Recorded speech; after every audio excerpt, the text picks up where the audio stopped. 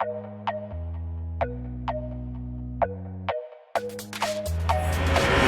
spent quite a while with Ghost of Tsushima. It launched on July 17th and I didn't finish it until around a month later. Now the game itself obviously isn't that long, but I wanted to soak in everything it had to offer. I wasn't fixated on going from A to B, from mission to mission. As good as the content itself is, I wanted to discover and I wanted to savor every last drop of this game. Which is why this video is coming so much later than most people's, but I think that's a testament to what Ghost of Tsushima nails. It engages the player in a sprawling world, the characters and story so much so that I didn't want to rush through. I didn't want to hop onto the next main mission right away because there were people to help, characters to narratively explore, and a world of discovery right before me. This is a kind of experience I needed, but maybe didn't realise I needed until I set foot in the world and began my journey in the shoes of Jin Sakai. This video acts as my full critique of the game. Now that I've finished the main story, most of the side content, and fully experienced what this game has to offer, I wanted to take that experience and turn it into a video to express my love for this game, to voice some concerns and issues I had, and to share the journey I had with you for your entertainment, your enjoyment, and maybe just because you don't know if this is a game you'd enjoy. Feel free to use the timestamps in the description to navigate to each topic as you see fit. If there's a particular thing you'd love to hear my thoughts on, click the timestamp for it and have a listen. Otherwise, strap yourselves in, grab some popcorn, grab a nice bottle of sake, and let's dive into everything Ghost of Tsushima.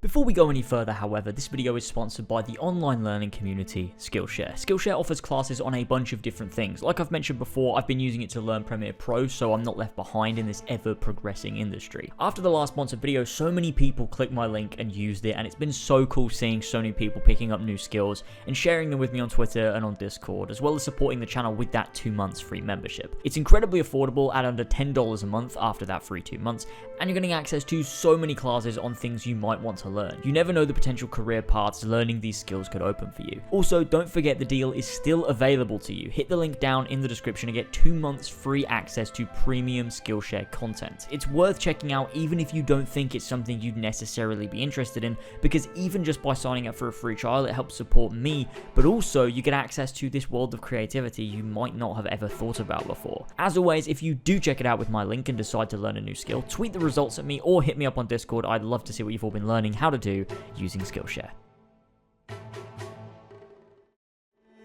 Now, exploration is a huge part of Ghost of Tsushima, a huge part, and that's why I actually already made an entire video dedicated to this exact topic. You can watch that now, then come back, or save it for later after this video, whatever you want, but I'm not going to retread that video here. I feel it would be a waste of everybody's time considering that already exists, but I'll link it below and on a card. In terms of exploration I didn't touch upon, however, or just skimmed in that video, let's talk about some of the content in this world.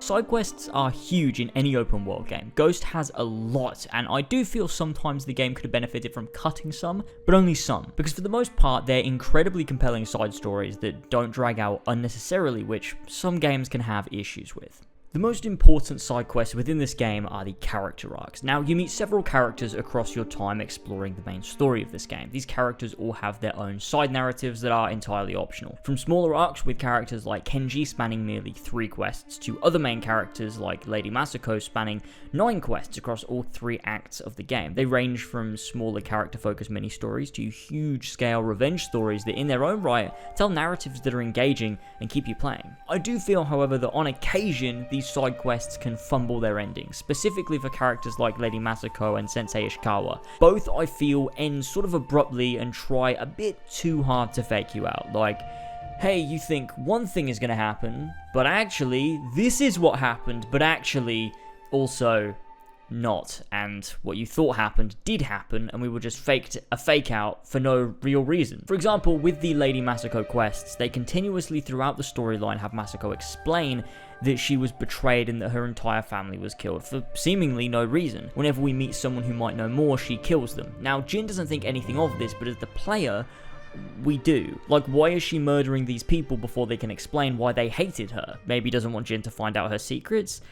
maybe that's the case, and slowly you feel like maybe she's hiding something, maybe she knows more than she lets on, and I was ready for a big plot twist at the end where maybe we would have to fight her, realizing she'd lost her mind and everything was more of a falsehood than we've been led to believe. Perhaps she killed her family and was a fucking psycho, I don't know. But we reached the end and we've discovered that Masago's sister was behind all of it.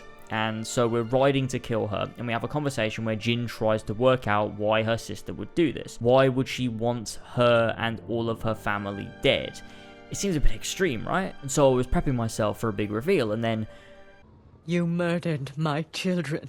A small price to pay for what you've done. I have done nothing. You stole everything. Drove me from our home. Took the life that was rightfully mine. Left me with that abusive drunk in this frozen land. The life you forced on me! None of that is my fault. You have nothing!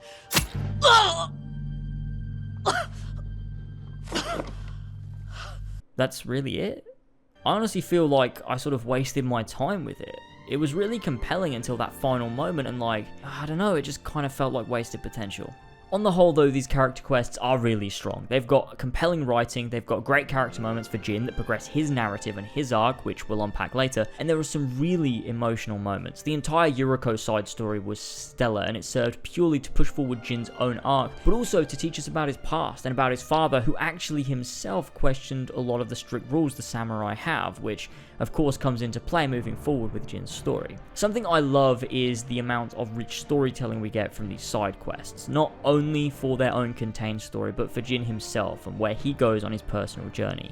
These side quests aid that journey immensely.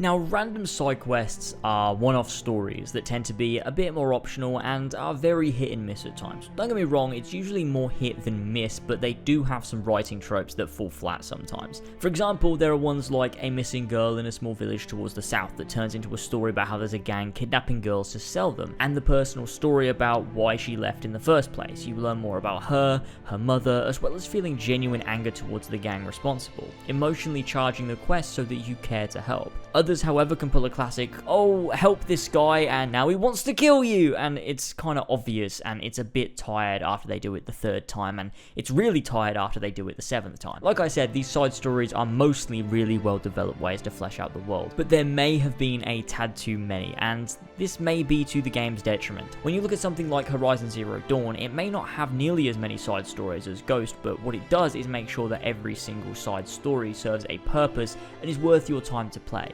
In Ghost, I did feel as if there were times where I was doing things just because they were on my map or in my quest log, more so than because I actually wanted to do them. One quest type I certainly wanted to engage in often were the mythic quests. These were probably my favourite side stories because each was different, each was intriguing, and each was its own mystery. Sometimes giving you just a few clues or an old map, you'd have to use it to find the answers to the questions posed by the story you're told at the start of the quest. Animated with an old ink and parchment style, it tells of an old ancient legend of Tsushima that has now returned to the island, and you have to discover what's caused it and who's behind it. In doing so, you end up with these incredibly interesting set pieces, meeting these new characters to fight against, and getting armor or skills in the process, more on those later, making it worth it for not just the experience itself, but also for the legendary rewards you receive. I do, however, feel potentially there weren't enough of these. They were treated as special quests, but I would have loved a few more because they were easily the most fun to experience.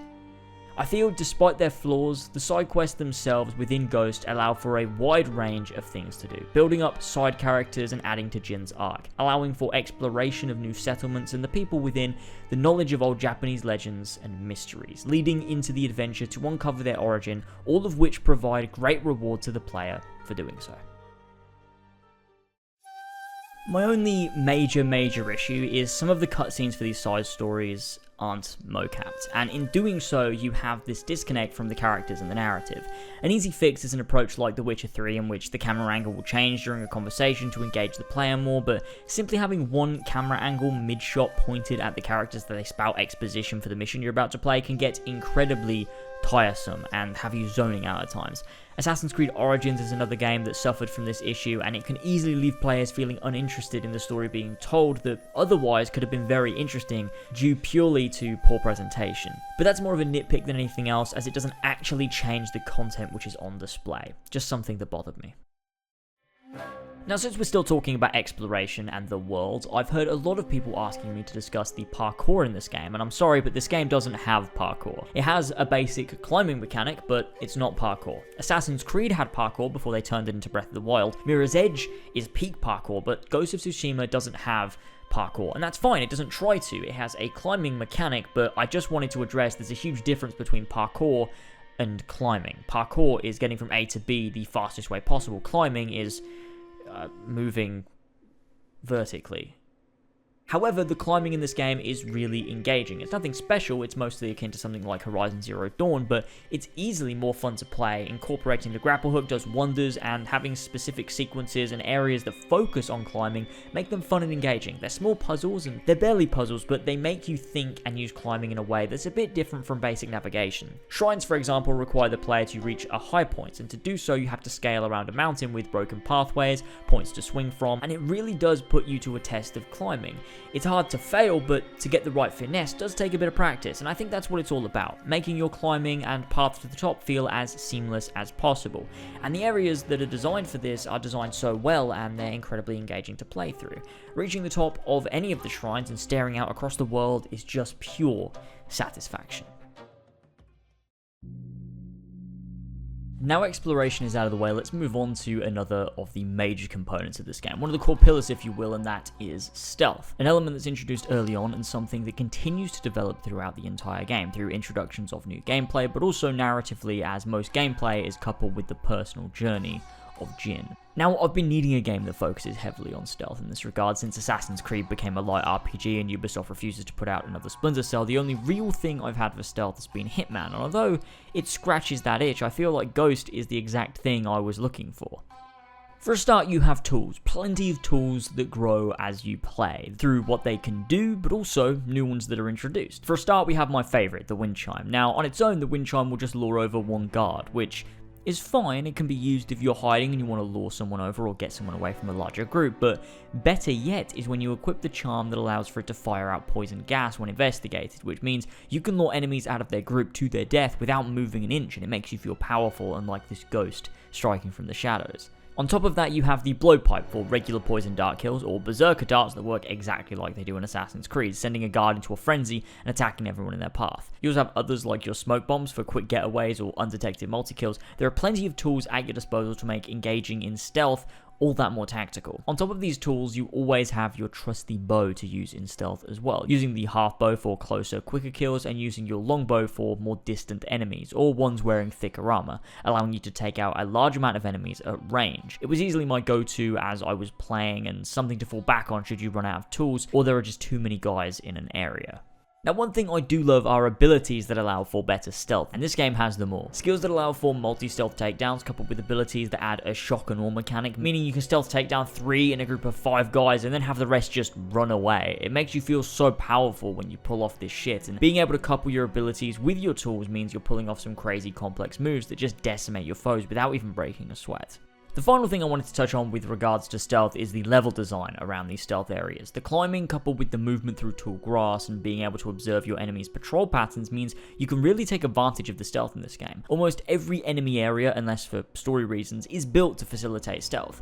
From the building placement, the wires running along the upper parts of some camps, the tall grass, the placement of tents, and the enemy movement patterns, and all of it together means you are very encouraged to use your stealth. You can have so many great tools and weapons for stealth, but if the levels aren't built with that in mind, you immediately lose your control of the situation. Newer Assassin's Creed games, for example, build a camp and let you go at it stealthy, but the camps aren't built to push or facilitate stealth. They're built just to exist as camps.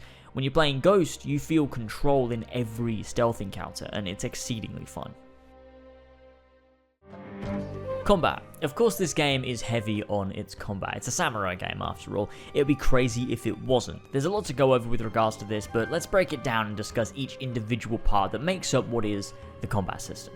Now, before we even get into the combat itself, we've got the standoff mechanic, something that I think is so wonderfully implemented. It's the samurai version of a Western duel. When you look at Red Dead Redemption or Red Dead Redemption 2, and you've got these two outlaws opposite each other, ready to draw their gun and kill the other, the standoff mechanic in Ghost achieves the same tension and satisfaction from success. You stand ready, holding triangle and waiting for your opponent to strike. Then, at the right moment, you release triangle and slice them dead in their tracks. If you have the upgraded skill, you can then chain your standoff to more enemies as they attack, cutting them down and potentially scaring off the other soldiers. This is truly one of the more fun gameplay aspects of Ghost and something that makes you feel incredibly powerful.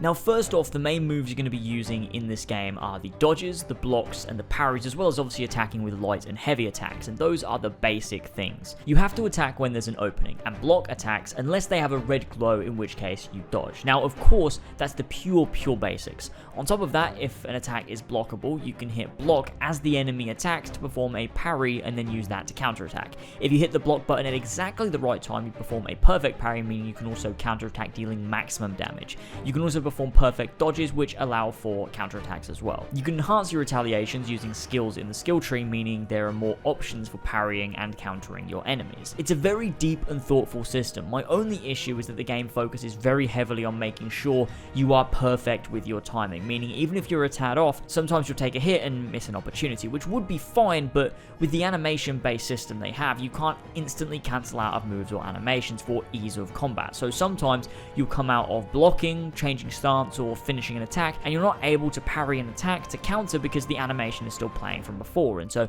there's this minor overlap that means you're not as efficient as the game needs you to be.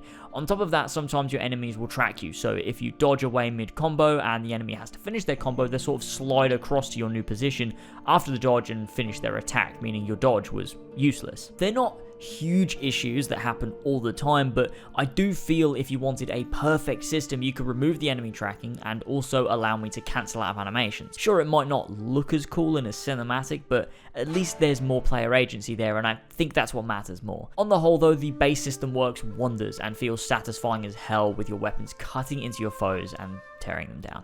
This game doesn't just have the base systems that can be upgraded, however, it also has stances. Now, there are 4 of these for main combat, but there's also the Ghost stance, which is a story thing and something reserved for specific conditions. But the 4 main stances are Stone, which you start out with, Water, which is used for shield-bearing enemies, Wind, which is used for enemies with spears and long weapons, and then the Moon stance for brutes and heavy weapons. You learn these stances by sneaking around enemy Mongol camps and observing the captains from stealth, learning their techniques and then using that against them. It's a really interesting way of introducing more combat mechanics and something that plays heavily into Jin's own personal narrative of learning to let go of the samurai way and learn new tactics. The gameplay itself is also very unique to each stance, allowing for different animations and seamless transitions between them, meaning I can go from one type of enemy to another, flowing from stance to stance and feeling totally in control when I do it. It's really great stuff. It's truly a great gameplay system they've created and something I really enjoyed learning the more I went along. This also means you need to change how you play for different enemies within the same combat scenario, making it very thoughtful and very engaging and challenging. It's something I never failed to enjoy, and they absolutely nailed it. As well as tools for stealth, we also have tools for combat. The kunai for quick stuns or kills on weakened enemies, they're essentially throwing knives, along with various bombs for killing or stunning enemies. These allow for you to get a breather in combat if it gets too thick and you're struggling to dodge, block, and parry with large groups, allowing you to get your bearings and carry on with combat, which works wonders. You also have Mythic Skills, which are devastating moves. Now, these can be slightly overpowered. Heavenly Strike is a lot less overpowered, but Dance of Wrath is a bit mental for what it is. Only using up 2 resolve points, it deals 3 successive powerful attacks. And if you're fighting a boss, that's basically lights out for them. I feel like a move this powerful should take maybe 5 resolve points or more, but it hardly ruins the combat. I just opted not to use it too often. That being said, it does speak volumes that I chose not to use it because I felt it broke the combat system somewhat. Combat is also entirely based on skills rather than stats. Sure, you can upgrade your katana across the course of the game, but the basis of the combat is all your own skill and the skills you buy with technique points. Too many games these days focus on stats and stat boosts and damage numbers and armor and weapon levels. Sometimes a game like Ghost is far more engaging and fun to play. Sure, there are games like The Witcher 3 that nail that stat-based system, combining it with combat mechanics that also do require skill, but that's because it's an RPG. A game like this that focuses more more on player skill and abilities make the combat for me personally feel far more rewarding. I'm sick and tired of games worrying about how many damage points you're outputting. It's tiresome and unnecessary in a lot of titles.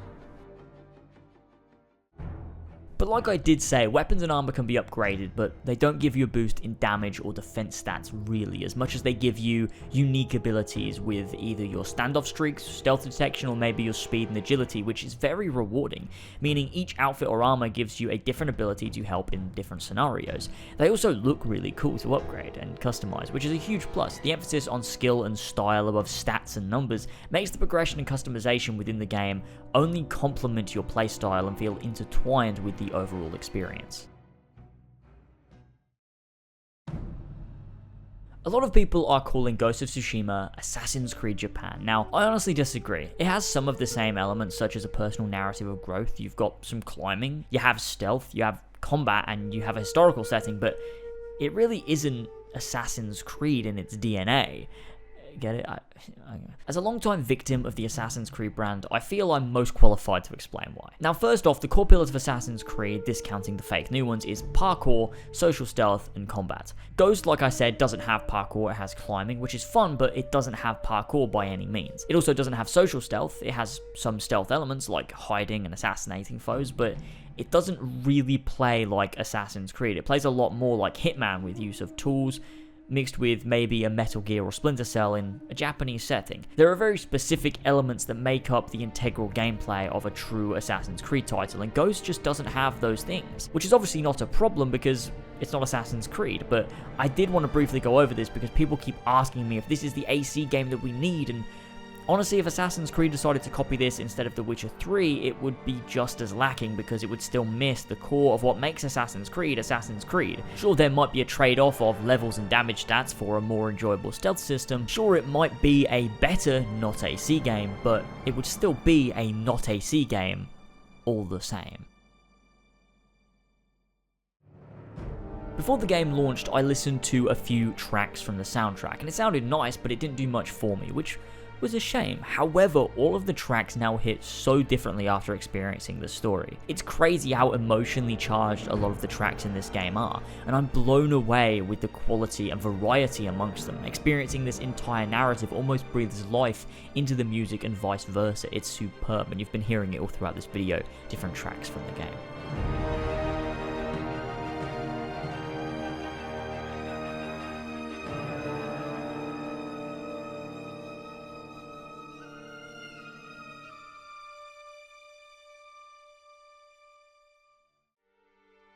As for the story itself, well, I think it's time we jump into that. You all know how big I am on narratives. I love to pick them apart. I love to analyze setups and payoffs and structures. I love to look at character arcs and growth. I've done so much of that over the years on Ezio and Red Dead Redemption 2 and on things that I dislike, like Assassin's Creed Odyssey, analyzing why the narrative format just didn't work. I love the narrative of this game. I love it so very much. I think it'll only be more loved with age. I've seen one major thing people keep saying is that Ghost's weakest aspect is the story. It just isn't fun, it's not engaging, and it isn't that well written, but fuck me, is that wrong. Spoilers coming up for the entirety of the game. Use the timestamps below to navigate to spoiler-free territory if you want. The game is split into acts. Let's discuss how that benefits the narrative for a start. The prologue leading into Act 1 is almost the same structure entirely as the first Red Dead Redemption game. You assault a fort, fail and almost die, then you recover from that, make new friends, and form a small band of different people to take back that fort. It's very similar in structure and feels tonally familiar. On top of that, of course, you have Jin's arc being set up of his samurai code being very important, and every time you use stealth, you build to the set of cutscenes where Jin thinks back to his teachings with his uncle. It makes it hit harder because, although it's obviously scripted, it makes you feel like this is your fault, like you made the choice and you're betraying Jin's family. The game starts by making you feel like the samurai code is right, like you should be following it, and that's how I felt. Despite my love for stealth, it always felt wrong because I'd been told that it was, but there was no real logical reason for that feeling. And that's exactly how Jin would have felt, and that's how it sets up this gameplay translating to story and story translating to gameplay, making you feel like Jin, not just in action but in emotion purely through gameplay, and it's done masterfully. Despite being incredibly compelling in that regard, Act 1 is pretty slow as it takes time to set up side characters who are developed alongside Jin with their own arcs. It takes time to establish the world and introduce side quests. It really does take its time, and that's not always a bad thing, but this was the act where I felt the most familiarity, like I'd played this game before, and this was the same thing I'd seen with a new skin. Moving on to Act 2 is truly where we see this development into something new.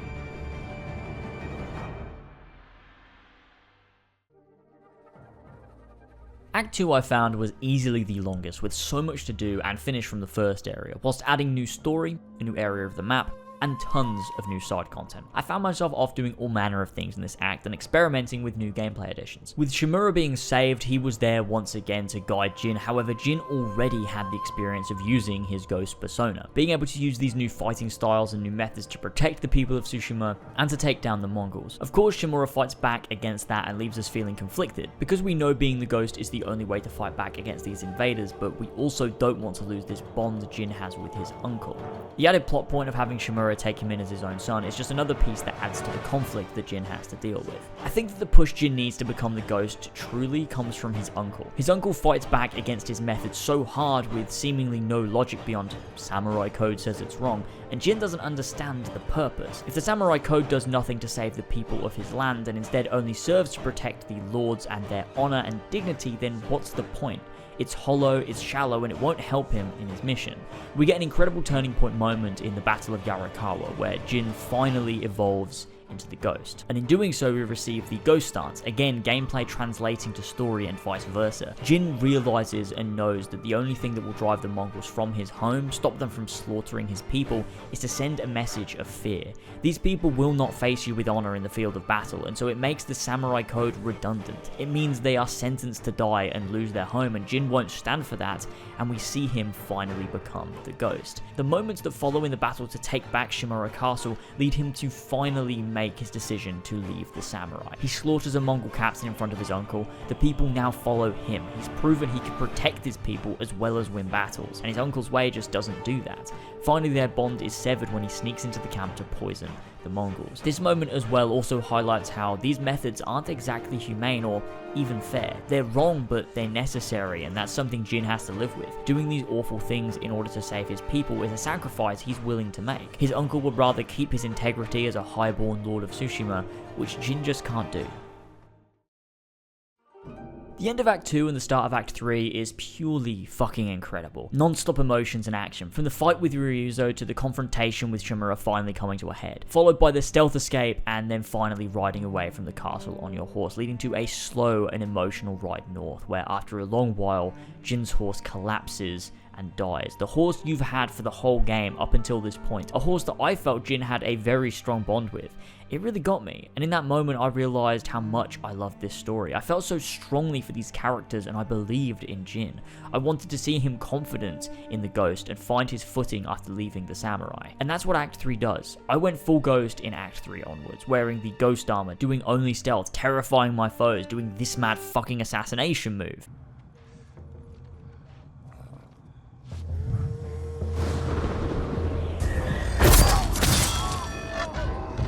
It was the most perfect power fantasy, and honestly the best assassin fantasy I've had in a long time. And the story finally comes to a head after the Battle of the Docks, which by the way is superb. The battle itself with Kutan Khan has you using every single skill you've used thus far, switching stances and taking down incoming enemies. It feels amazing and I love how they did it, not to mention the moment where we finally end this. Jin isn't fighting with samurai code anymore. Honor is out of the window, the gloves have finally come off, and it couldn't be more satisfying.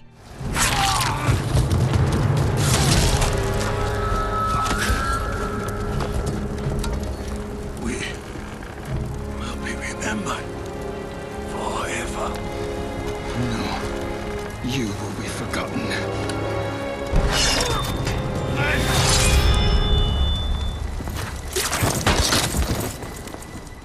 But better yet is what follows, the epilogue. Lord Shimura wants to meet, and so you go back to your family home to meet with him. I did somewhat see this ending coming, but it's full of great little moments. Their disagreement is clear, but it's also clear what matters to each of them. We meet a man on the road taking supplies to the north to help the ghost, not of course realizing the ghost is standing right in front of him. The people back the ghost, they don't back the samurai, and that's because the ghost fights for the people, whereas the samurai purely fight for themselves under the guise of protecting the people. It's false virtue to protect only themselves. The final fight is incredibly emotional. I have to be honest, Shimura did piss me off for most of the game with his bullshit rules about honor. It was so illogical and I wanted nothing more than for Jin to go full ghost, but this final fight was emotional nonetheless. And finally, after all is done, you get a choice. Do you kill Lord Shimura to end his life with honor as he's asked, or do you spare him? Now, there are of course arguments for both, however I feel far more compelled that sparing him is the correct option. Allow me to explain. This entire game is about Jin becoming the ghost. It's about Jin realizing that the samurai code he was raised under is a farce. For him to then give into it at the last moment purely because his uncle asked him to,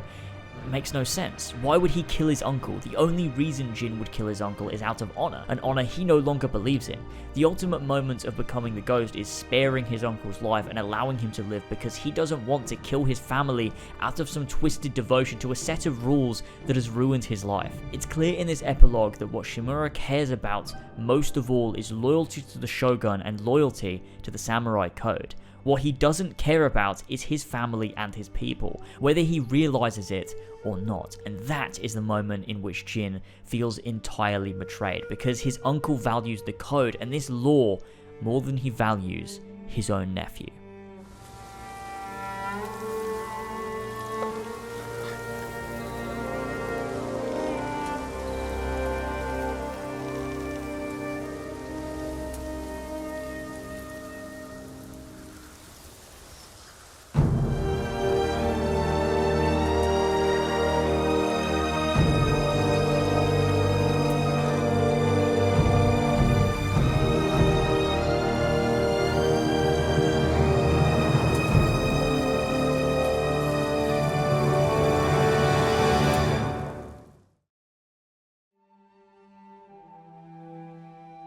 I wanted to talk a little bit about possible additions to the game, things I feel could add to the overall experience, and it's not a great deal of things. I already know co-op is coming and that's really cool, but I have a few other ideas. First up, I feel like this game could kill it with some stealth challenge maps, similar to the Batman Arkham franchise. Have a room entirely set out to give me challenge, maybe to kill one guy and then escape without being detected, maybe to take down everyone without being seen, maybe to use a specific type of tool. The possibilities are endless. It could very well be a lot of work, but it feels like something that would make this game even more endless fun, especially if they found a way to add player-created stealth scenarios, somewhat like Hitman. It's a dream more than anything, but I feel like some sort of stealth challenge mode would really push the core mechanics of stealth in this game. Second of all is similar, but for combat. Let me fight against waves and waves and waves of foes until I die. Again, this is similar to what Arkham does, but I see no reason not to try. It's a great combat system, and it would really allow it to shine. Ghost of Tsushima is a game that closes the PlayStation 4 generation of exclusives in such a beautiful way. I truly loved this game. I thought everything about it was superb, despite some major issues I may have taken with it. Pushing past that, I feel it really is a stellar experience, from the world building and character development to the story and personal journey to the stealth and combat systems and the deep exploration and discovery. It might not do a great deal of brand new things, but it does refine and perfect a lot of what we've seen before. Ghost is a game that I will remember for a long time, and one I'm sure I'll be coming back to eventually. Maybe one day we'll see a sequel, but until then I am more than content with Ghost of Tsushima. Thank you everybody so much for joining me. I hope you enjoyed this video. It's one that I've been working on for quite a while, and I really enjoyed putting this together. Hopefully you guys got some insight into the way I feel about the game, and let me know how you feel down below in the comments. I'd really love to read your thoughts. Thank you to everybody that's been supporting the channel recently. Like I always say, it allows me to really sit back, take my time, and craft videos that are longer and are more in-depth than just like spouting out something as quickly as I possibly can, because unfortunately, I need the money. But with the support I've been getting on streams over on Lasers Live, with the support I've been getting from Patreon, which has been doing absolute bits recently, it means I can really take my time and put out high quality content, and I can't explain how much I really appreciate that from you guys. It really does mean the world to me. Don't forget to drop a like, don't forget to subscribe if you're new, and don't forget to check out Patreon if you haven't already. Obviously, if you want to help support the channel, that's where you can do it and get access to extra content as well as early access. This video came out 24 hours early over on Patreon, which, you know, was pretty mad. But again, thank you all so much for joining me. Thanks for watching, and I will see you very, very soon. I'm going to get to work on my Witcher 3 Hearts of Stone 5 years later retrospective, as well as my Brotherhood retrospective, pretty soon and close to each other. So there'll be that, plus some other little videos here and there in between, I'm sure. But those are my next big projects if you're interested. Anyway, thank you very much for watching this video. I do hope you enjoyed, and I'll see you all very, very soon. Catch you later, gamers. Bye-bye.